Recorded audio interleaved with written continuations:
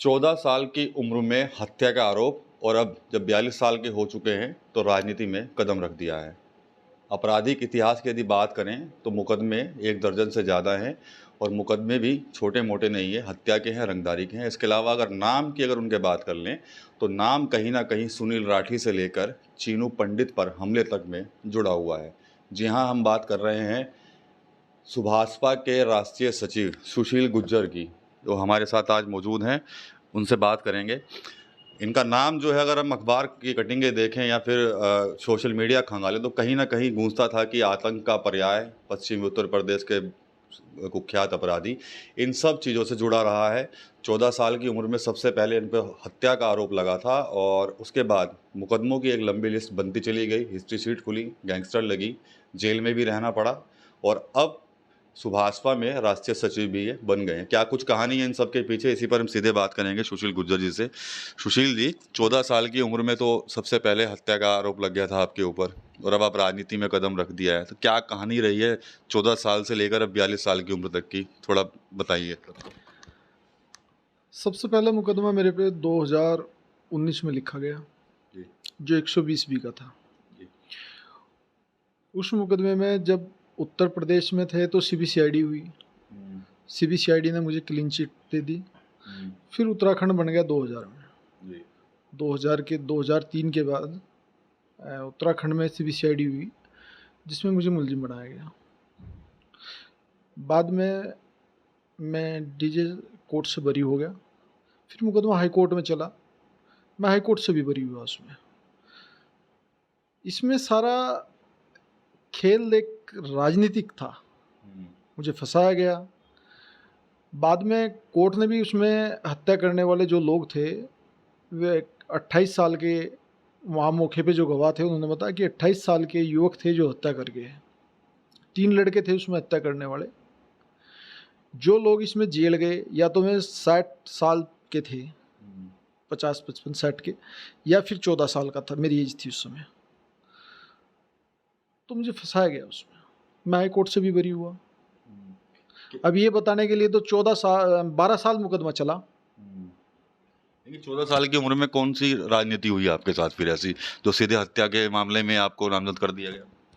दरअसल में आप कई मुकदमों में देखते होंगे जिन लोगों की पैरोकारी नहीं होती है, मुकदमा पेंडिंग पड़ा रहता है, तो कोई ना कोई तो चाहिए बढ़ने के लिए।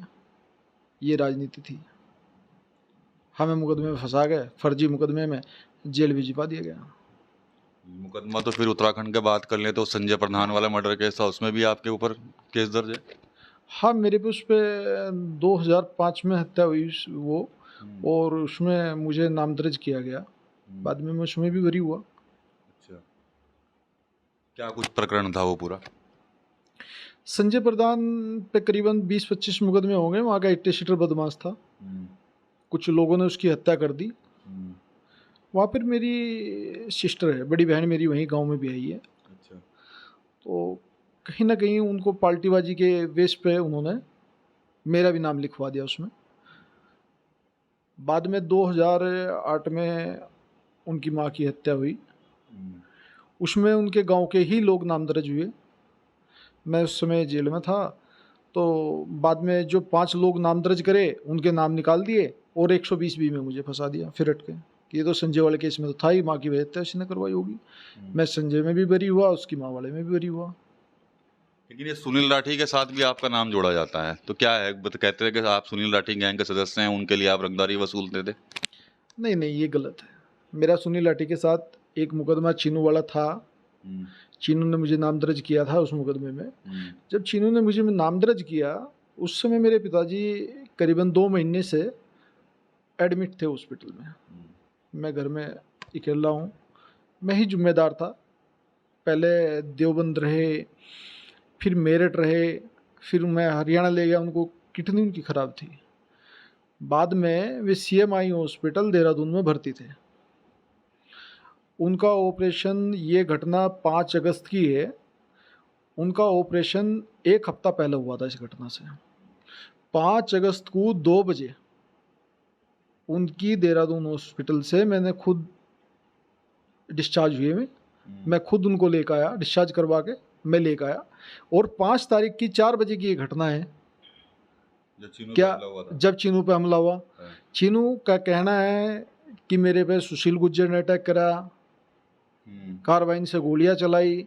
तो क्या मैं 1 घंटे में 2 घंटे में वहाँ से सफ़र कर सकता था इतना तय कि इस पे गोली चला के मैं वहाँ से आता, फिर उनको भी लेकर आता, और वो भी 2 महीने से भर्ती थे कंटिन्यू, और एक बड़ी बीमारी से जूझ रहे थे। ऐसा भी नहीं है। जिस तक कि इसमें भी पुलिस को वहाँ की CDR, कैमरों की रिकॉर्डिंग, सब कुछ निकाल ली। मैं वहीं था। चीनू से तो आपकी सुना दोस्ती भी थी जब जेल में थे आप साथ में? नहीं, मैं चीनू को जानता था। जब मैं रहा हूँ संजय प्रधान वाले में, तो मैं चीनू इकट्ठे भी रहे हैं, कई जगह रहे, हरिद्वार, रुड़की, पौड़ी, टिहरी, हम इकट्ठे रहे हैं। बस इतनी दोस्ती थी मेरी चीनू से।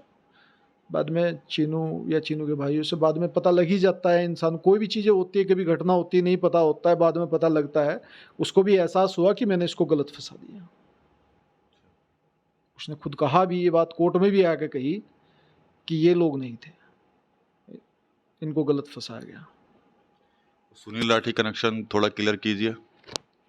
सुनील लाठी से मेरी कोई ऐसा वो नहीं था। चीनू ने जो है उसमें 2014 में सुनील लाठी के साथ मेरा एक पुलिस ने वो कर दिया कि अगर इस पे अटैक हुआ है तो कहीं ना कहीं सुनील और सुशील की आपस में मिली भगत से हुआ है, पर ऐसा कुछ था नहीं।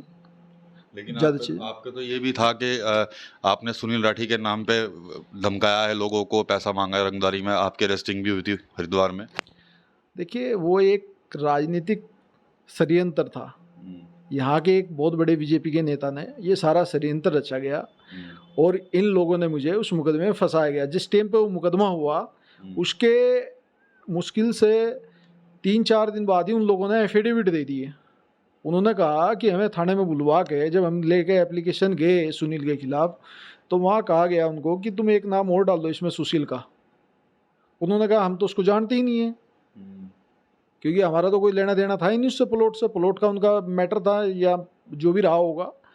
तो उन लोगों ने उनसे कहा कि उसका नाम डाल दोगे तो हम मुकदमा चढ़ा देंगे। उन्होंने मेरा नाम डलवा दिया गया। बाद में मेरे पे कार्रवाई करवाई गई। तो एक बहुत राजनीति दरअसल में क्या है, कुछ लोगों को इस चीज़ का भी वो है कि कहीं ये आगे न बढ़ जाए।